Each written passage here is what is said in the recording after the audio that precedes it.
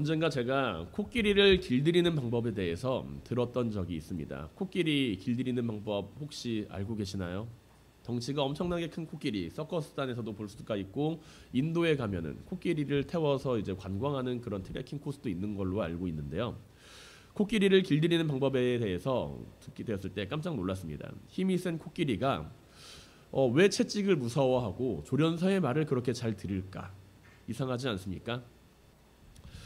조련사의 말을 잘 듣고 그 쇠사슬에 묶여 있고 채찍을 무서워하는 그 모습은 신기하기도 하지만 또한 불쌍하기도 한 모습이기도 합니다. 코끼리를 길들이기 위해서는 아기 코끼리 때부터 그 코끼리를 길들여야 된다라고 합니다. 코끼리가 어리고 힘이 약해서 아직 그 쇠사슬을 벗어나지 못할 때 그 발목에다가 쇠사슬을 메어놓고 못 도망치게 묶어놓습니다. 아기 코끼리는 도망치려고 열심히 쇠사슬을 끊으려고 하지만 끊어지지 않죠.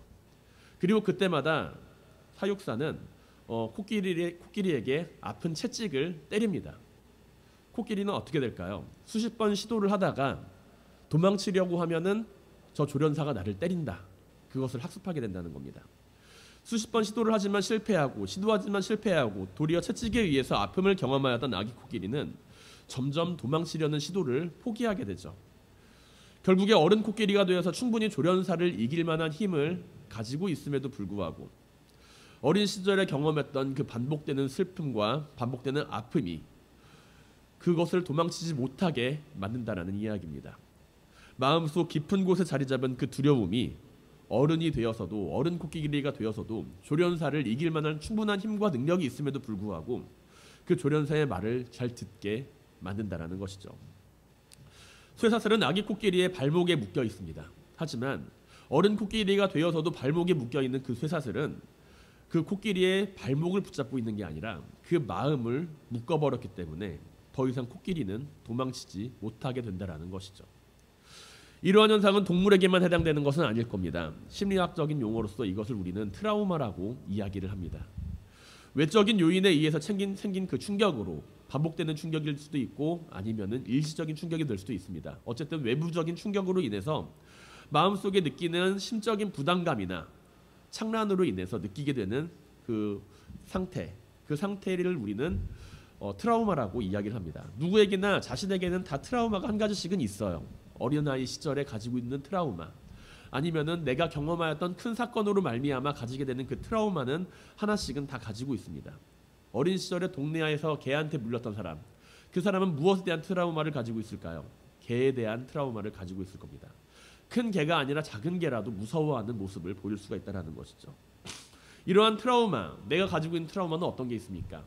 내가 가지고 있는 트라우마는 단순히 내 삶에서만 나의 삶을 올가매는 것이 아니라 믿음 생활에 있어서도 우리는 그러한 트라우마를 가지고 살아가게 될 때도 있습니다.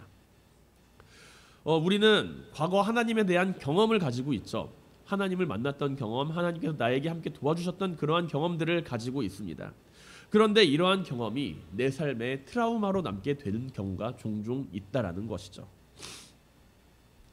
우리는 과거에 대한 하나님의 경험으로 말미암아 현재 신앙생활을 이루어 갈 수 있지만 그것이 또한 하나님에 대한 강렬한 기억으로 내 삶의 트라우마로 남게 된다는 이야기입니다.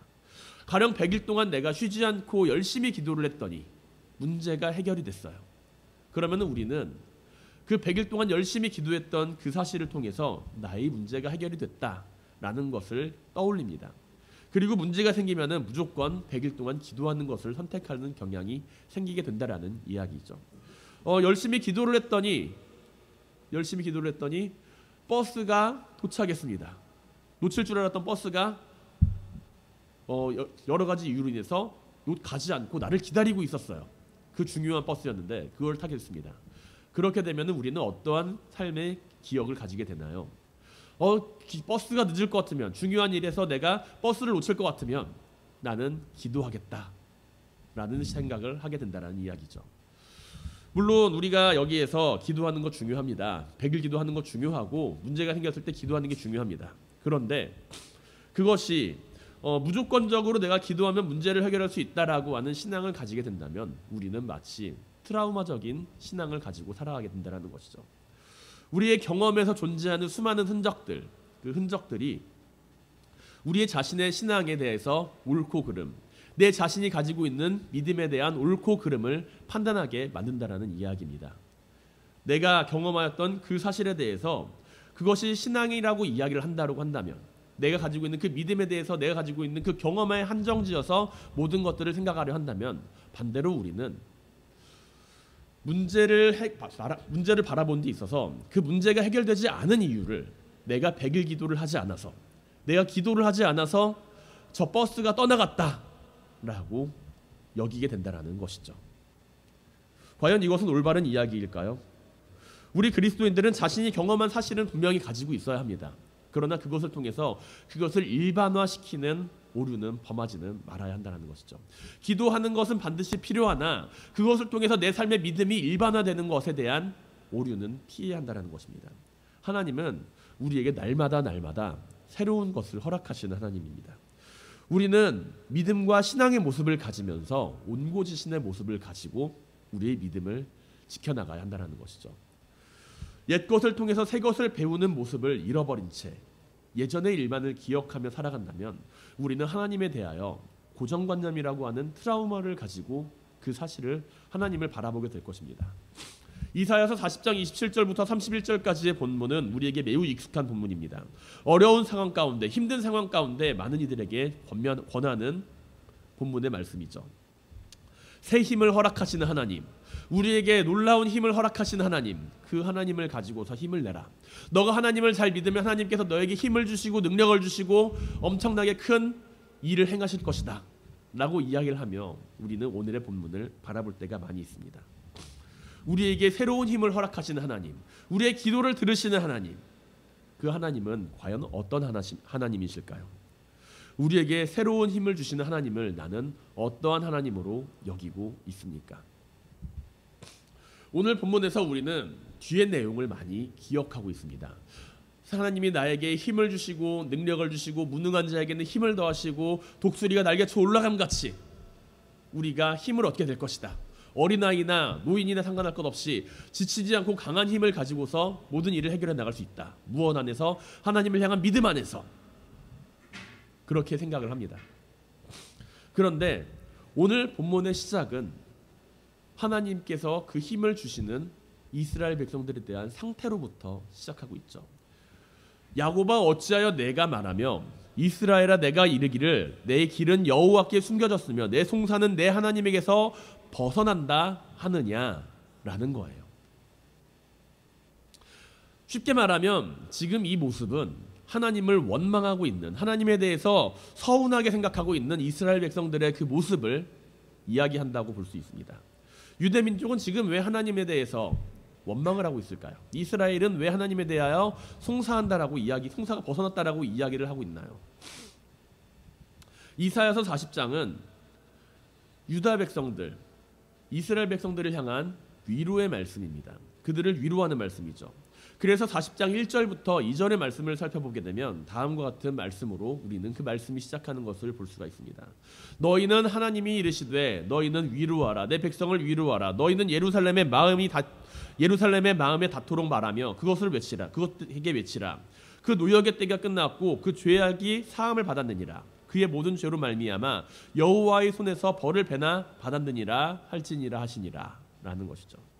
지금 이스라엘 백성들이 처한 상황은 다른 나라에 포로로 끌려가 있는 상황입니다. 이제 북쪽에 있는 이스라엘이라고 하는 그 나라, 이스라엘 나라가 두 개로 쪼개졌어요. 북쪽은 이스라엘, 남쪽은 유다. 그렇게 두 개로 쪼개졌습니다.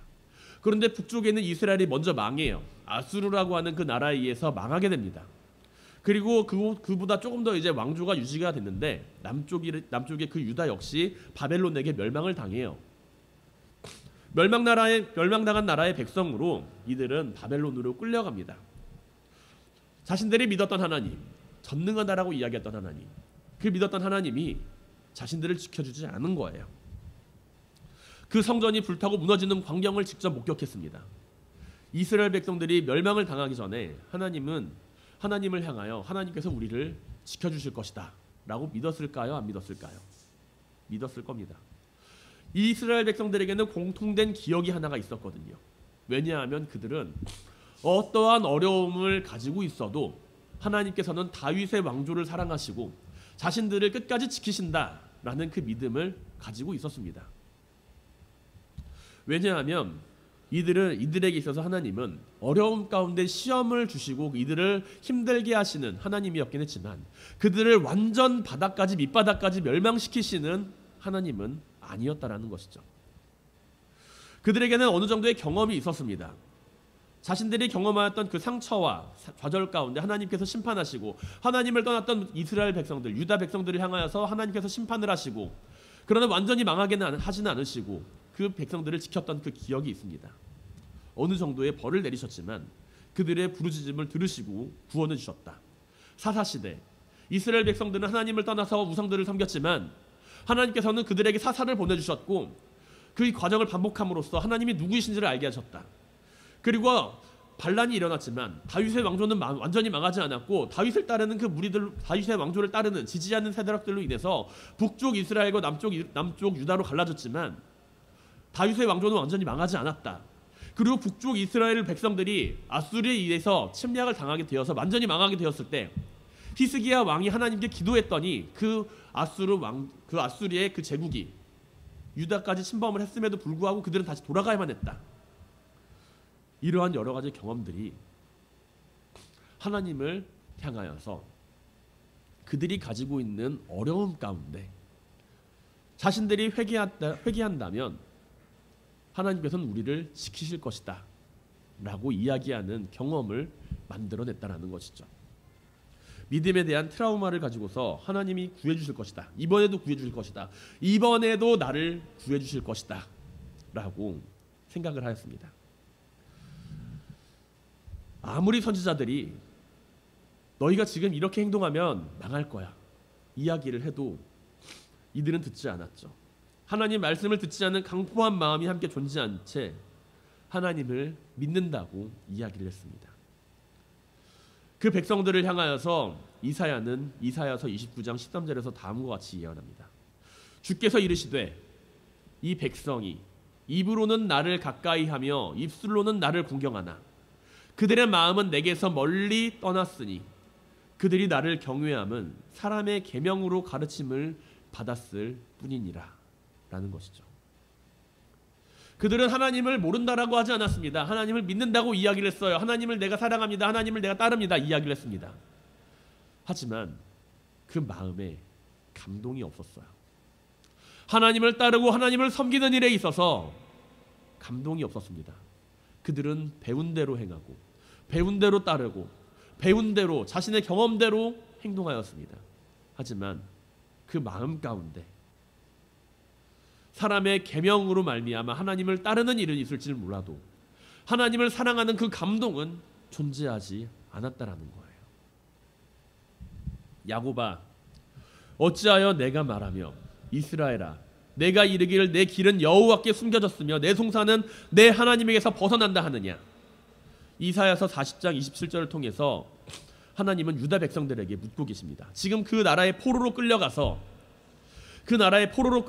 하나님을 향하여서 송사하고 원망하는 것은 결국 그들이 가지고 있는 그 믿음에 대해서 그들은 이미 확신에 대한 자신들의 믿음에 대한 결과를 가지고 있다라는 이야기입니다. 그들은 그들의 믿음이 내가 하나님을 믿으면 이렇게 될 거야 라고 하는 결과를 내가 추구하는 그 결과를 가지고 있다라는 것이죠. 이것은 우리가 가지고 있는 그 믿음 안에서 바라보게 될 때 조금 다른 관점이라고 볼 수가 있습니다. 하나님을 믿는 사람 어떻게 되나요? 우리는 알고 있죠. 하나님을 믿고 있는 사람 어떻게 된다고 생각을 하시나요? 축복받는다, 건강하다, 뭐 하는 일 잘 된다, 형통하다, 여러 가지 것들에 있어서 많은 것들이 잘 이루어진다 라고 생각을 합니다. 그리고 우리는 그것을 좋은 것으로 생각을 하죠. 그러나 내가 생각하는 좋은 것과 하나님이 생각하는 좋은 것은 언제나 같지는 않습니다. 내가 하나님을 믿을 때, 내가 하나님을 향하여서 따라간다라고 이야기를 할 때, 하나님을 향하여 송사하고 원망하는 것은 결국에는 우리가 가지고 있는 믿음의 기준 때문이라는 것이죠. 이 정도면 된다. 내가 이렇게 하면 하나님이 들어주신다. 내가 이렇게 할 때 하나님께서는 나에게 응답하신다 라고 하는 일반화된 믿음의 모습이 하나님을 원망하게 만든다는 것입니다. 100일 동안 기도를 했는데 그 문제가 해결이 되면은 좋아요. 괜찮습니다. 그런데 100일 동안 기도를 했는데 하나님이 들어주지 않으십니다. 그러면 어떻게 될까요? 하나님 나한테 왜 이러세요? 내가 이 정도 정성을 보였잖아요. 그러면 좀 들어주셔야 되는 거 아닙니까? 열심히 기도하면서 버스가 멈추기를 기다립니다. 근데 버스가 떠나요. 그럼 우리는 어떻게 행동하나요? 하나님 나한테 왜 이러세요? 내가 이렇게 열심히 기도하면서 따라갔는데 왜 버스가 떠나나요? 우리가 우리의 믿음 안에서 일반화된 믿음으로 내 모든 것을 결정하려고 한다면 결국에는 우리는 그 기준의 조건으로 말미암아 하나님을 다시 원망하게 될 수 있다는 이야기입니다. 그리고 우리는 이렇게 생각하겠죠. 하나님께서 내 기도를 듣지 않으신다. 하나님께서 내 기도를 듣지 않으셨구나. 아니면은 정성이 부족한 거 아닌가? 내가 좀 더 열심히 기도해야 되는 거 아닌가? 그렇게 생각하였을지도 모릅니다. 그러나 우리의 기도를 하나님이 들으셨는지 듣지 않으셨는지 그 판단은 어디서부터 시작을 하나요? 내가 하나님께 간절한 마음으로 기도했는데 그 기도를 하나님이 들으셨다, 듣지 않으셨다 판단하는 것은 어디서부터 시작이 됩니까? 결국에 내가 바라보았을 때 하나님께서 내 기도를 듣지 않으셨구나 우리는 생각을 하고, 내가 생각할 때 하나님께서 내 기도를 응답하지 않으시는구나 판단하게 된다는 것이죠. 유다의 멸망 앞에서 예레미야와 같이 멸망을 예언하는 선지자와 하나냐와 같이 평안을 예언하는 선지자가 있었습니다. 이스라엘 백성들은 자신이 듣고 싶은 말을 들어요. 그리고 그것이 하나님의 말씀이다라고 믿고 생각을 하죠. 그들이 예언한 하나냐가 예언하는 그 예언과 자신들이 원하는 미래가 일치했기 때문에 그들은 거짓 선지자의 예언이 마치 하나님의 말씀인 것처럼 듣고 믿습니다. 기분 나쁜 예언을 하는 예레미야의 예언은 마음에 들지 않으니 너는 그냥 감옥에 가 있어라 라고 이야기를 하며 그 입을 닫으려 합니다. 우리가 하나님을 향하여서 원망하는 것, 송사하는 것, 내가 하는 그 기도가 하나님께서 듣지 않으시고 하나님께서 내 소원을 듣지 않으신다라고 판단하는 것은 그 기준이 내 안에 있을 때 이루어짐을 기억하시길 바랍니다. 사랑하는 성도 여러분, 하나님을 원망하는 믿음을 갖지 말고 하나님을 신뢰하는 믿음을 가지시길 바랍니다. 새로운 힘을 주시는 하나님, 그 하나님은 우리의 문제를 두고 보시는 하나님이 아니라 우리의 기도를 들으시는 하나님이십니다. 내가 하나님을 사랑하고 하나님의 아들 예수 그리스도를 따른다라고 할 때 우리의 기준은 나에게서 하나님에게로 옮겨져야 한다는 것이죠. 때로는 지금 처지를 이해해주지 않는 하나님에 대해서 우리는 서운하다, 원망스럽다 이야기할지도 모릅니다. 그러나 그때 하나님은 우리들에게 다시금 물으시겠죠. 너희가 어찌하여 나를 원망하느냐? 어째서 내가 듣지 않는다고 생각하느냐? 하나님은 듣고 계시며 보고 계시는 하나님이십니다. 하나님을 원망하지 않는 법, 하나님께서 내 송사를 듣지 않으신다라고 하는 그 마음에서 벗어나는 법, 그것은 내 안에 있는 경험과 정답과 기억을 따라 내 모든 것을 결정짓는 것이 아니라 하나님의 뜻을 구하고 듣는 훈련을 해야 함을 기억하시길 바랍니다. 하나님을 신뢰하세요. 하나님은 듣고 계십니다. 하나님을 신뢰하세요. 하나님께서는 분명 살아계십니다. 언제나 하나님을 신뢰하는 모든 성도님들이 되시기를 주님의 이름으로 간절히 축원드립니다. 그렇다면 우리는 어떻게 하나님께 원망을 하지 않고 하나님께서 주시는 그 새로운 힘을 가지고서 살아갈 수 있을까요? 어떻게 하면 내 마음 속에서 가지고 있는 그 기준을 내가 아니라 하나님에게로 옮길 수가 있을까요? 기다림이죠. 우리는 새 힘을 주시는 하나님에 대해서 때로는 체력을 떠올릴 때가 있습니다. 능력을 떠올릴 수가 있습니다. 마치 달리기 선수가 지치고 힘들어하는데 하나님께서 새 힘을 허락하신다 라고 하면은 지쳤던 체력이 갑자기 쫙 차올라요. 그리고 막 달리는 모습을 떠올릴 수 있을지도 모릅니다.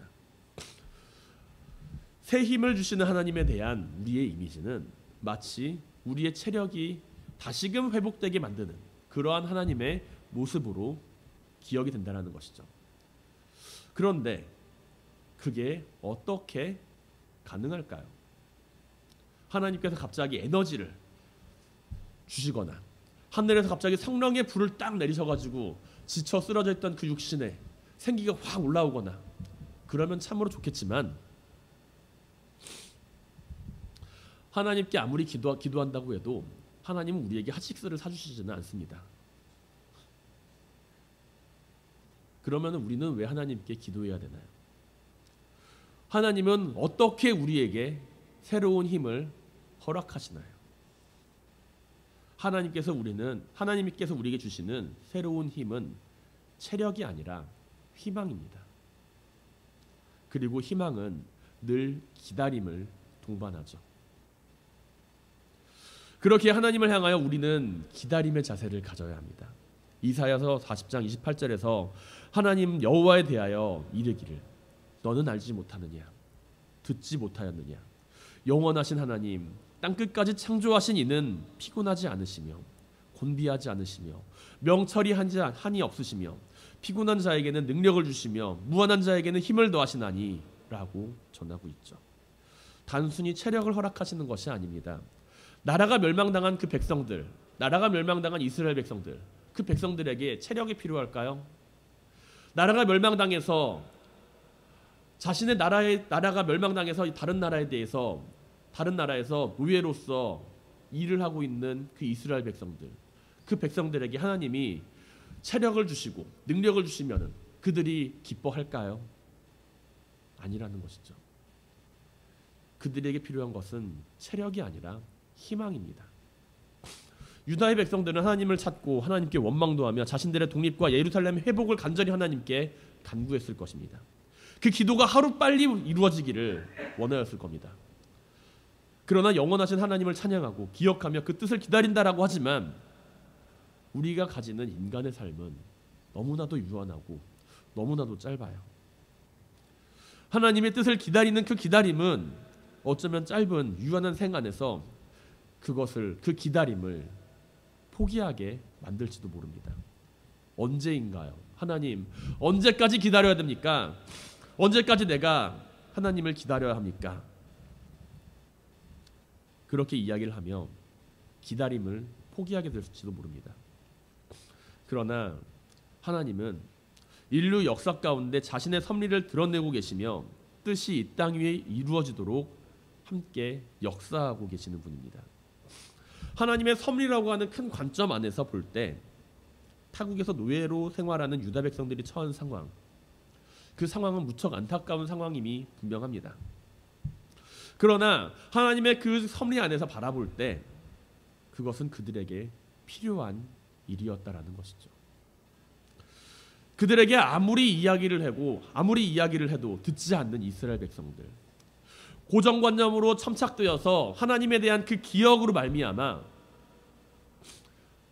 하나님에 대한 잘못된 믿음을 점점점 키워나가고 있는 이스라엘 백성들, 그들에게 대하여 하나님께서 허락하신 이 일은 반드시 필요한 과정이었다라는 이야기입니다. 내가 처한 고난이나 어려움 가운데 기다려라, 이 말을 들으면 얼마나 화가 날까요? 얼마나 분노가 나겠습니까? 얼마나 우울할까요? 기다려라, 하나님께서 해결해 주실 것이다. 그 기다림에 대해서 이야기를 할 때 우리가 단순히 그 기다림만을 바라보게 된다면 우리는 절대로 그것을 기다릴 수가 없습니다. 우리는 그 안에서 기다림이 아니라 희망을 가지고 있을 때 하나님께서 이루시는 섭리를 기다릴 수가 있게 된다는 것이죠. 우리가 하나님을 향하여서 전능하신 하나님, 지존하신 하나님, 모든 것들을 다 이루시고 모든 것을 다 통치하시는 하나님, 그 하나님이라고 하는 믿음을 가지고 있다고 한다면 우리는 하나님을 향하여 희망을 잃어버려서는 안 됩니다. 그리고 우리가 하나님을 향하여 희망을 잃어버리지 않을 때 우리는 하나님의 때를 기다릴 수가 있습니다. 믿음의 조상이라고 불리는 아브라함, 그 아브라함은 하나님의 말씀을 따라 너는 너의 고향과 친척과 아버지의 집을 떠나 내가 내게 보여줄 땅으로 가라. 내가 너로 말미암아 큰 민족을 이루고 내게 복을 주어 내 이름을 창대하게 하리라. 너는 복의 근원이 될지라. 라고 하는 그 말씀을 듣고서 그 말씀을 믿고서 여행을 떠납니다. 목적지도 알지 못하고 언제까지 가야 하는지도 알지 못하는 그 여정을 떠납니다. 그러나 그 시간이 길어지면 길어질수록 아브라함의 마음에 하나님을 향한 불신이 싹트게 되죠. 그리고 결국에 하나님에 대한 때가 늦어지자 하나님에 대한 신뢰를 가지지 못하고 사라의 몸종 하갈이라는 여종을 통해서 이스마엘을 얻게 됩니다. 그러나 하나님의 뜻은 이스마엘이라는 육신의 근심으로 낳은 아들을 통해서 이루어진 것이 아니라 이삭이라고 하는 축복의 자녀로서 이루어짐을 성경은 증거하고 있습니다. 아브라함은 하나님의 뜻을 이루어줄 이삭을 100세가 되어서야 만나게 되었고 그동안의 기다림이라고 하는 기간을 가져야만 했습니다. 아브라함이 아니라 요셉 역시 마찬가지죠. 요셉도 역시 하나님의 뜻이 이루어져서 아버지와 그 형제들을 위한 일을 하기까지 오랜 시간이 걸렸음을 우리는 기억하고 있습니다. 출애굽의 지도자 모세, 그는 광야에서의 길고 긴 시간을 보내야 했고 이스라엘 백성들 역시 자신들이 광야를 떠나 가나안 땅으로 들어가기까지 40년이라고 하는 시간을 기다려야만 했습니다. 우리가 기억하는 다윗이라고 하는 그 왕이 기름으로 부음을 받은 이후에 바로 이스라엘의 왕이 되었나요? 아니었죠. 다윗 왕 역시 길고 긴 시간을 통해서 기다림이라고 하는 그 시간을 통해서 하나님의 뜻을 이루며 순종하는 이스라엘의 위대한 성군이 됩니다. 그 과정이 있기까지 다윗은 죽을 뻔한 위기를 건너가야 했고 그리고 블레셋에 들어가 미친 척하면서 살아야 하는 시간을 가져야만 하기도 했습니다. 그러나 성경 안에 등장하는 모든 그 사람들이 하나님 안에서 하나님의 뜻을 이루어가는 그 과정 가운데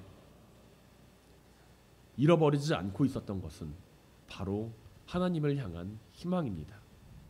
그 희망을 잃어버리지 않고 있었을 때 이스라엘 백성들은 그리고 이스라엘 성경 안에 등장하는 모든 이들은 하나님의 때를 기다릴 수가 있었다는 것이죠. 그러나 우리는 우리의 생애 가운데 하나님의 기다림을 너무나도 빠른 시간의 기준으로 바라봅니다. 내가 기도했으면 1년 안에 그 기도가 응답받아야 되고 내가 기도했으면 최소한 일주일 안에 뭔가 징표가 있어야 되고 내가 기도했으면 하나님이 내가 원하는 그 시간 안에 내가 생각하는 그 시간의 마지노선 안에 그것이 이루어져야 나는 하나님에 대한 희망을 잃어버리지 않는다라고 우리는 생각을 하게 되죠. 히브리어 엘로헤이 올람은 영원하신 하나님으로 번역하지만 God is the long view라고 하는 뜻으로 해석을 할 수가 있습니다. 긴 안목을 가지신 하나님이라는 뜻이죠. 하나님의 안목은 순간이 아니라 영원입니다. 하나님의 안목은 내가 지금 직시하고 있는 그 순간이 아니라 영원이다라는 것이죠. 유다의 백성들은 하나님의 계획이 자신들이 머무르고 있는 그 유대 땅 안에서 이루어지는 것이 아니라 바벨론이라고 하는 그 나라 안에서도 이루어짐을 경험하게 됩니다. 하나님의 그 때가 자신들이 기도하고 있는 그 시간 안에서 이루어지는 것이 아니라 대를 이어가면서 하나님의 때가 이루어지게 되는 것을 우리는 목격하게 되죠. 유다 백성들이 가지고 있는 원통함, 송사, 그 모든 것들은 내가 정한 때에 내가 정한 장소에서 하나님께서 그것을 이루어주지 않을 때 그 희망을 잃어버렸기 때문에 이루어지는 모습이었습니다. 그러나 하나님께서는 자신을 향하여서 희망을 잃어버리지 말라고 이야기를 하세요. 힘을 주시는 하나님, 능력을 주시는 하나님, 독수리처럼 날개치며 올라갈 수 있을 정도로 우리에게 늘 날마다 새로운 힘을 허락하시는 하나님. 그 하나님은 하나님의 때에 우리를 사용하시게 될 것입니다. 내가 하나님을 향한 희망을 잃어버리지 않는 한 하나님은 지금 한순간 응답하지 않음으로 말미암아 그 모든 것에 대한 일을 이루시는 분이 아니라 내가 하나님을 향한 희망을 가지고 기도하며 기다리며 나아갈 때 우리에게 하나님의 섭리를 보여주시는 분이라는 것이죠. 사랑하는 성도 여러분, 희망의 기다림을 가지시길 바랍니다. 영원하신 하나님, 긴 안목을 가지고 계신 하나님을 내가 진정으로 믿고 의지한다면 내가 정한 시간, 내가 계획한 때에 하나님의 선하신 뜻이 비록 지금 이 순간에 이루어지지는 않을지라도 희망을 잃어버리지 않고 기다리시길 바랍니다. 하나님은 기다림의 끝에 이스라엘을 구원하셨고 하나님은 기다림의 끝에 예수 그리스도를 우리에게 보내주셨습니다. 하나님의 선하신 뜻을 바라보며 때로는 내 뜻과 다를지라도 희망의 하나님을 바라보며 그분의 뜻을 이루는 기도를 드리는 모든 성도님들이 되시기를 주님의 이름으로 간절히 축원드립니다.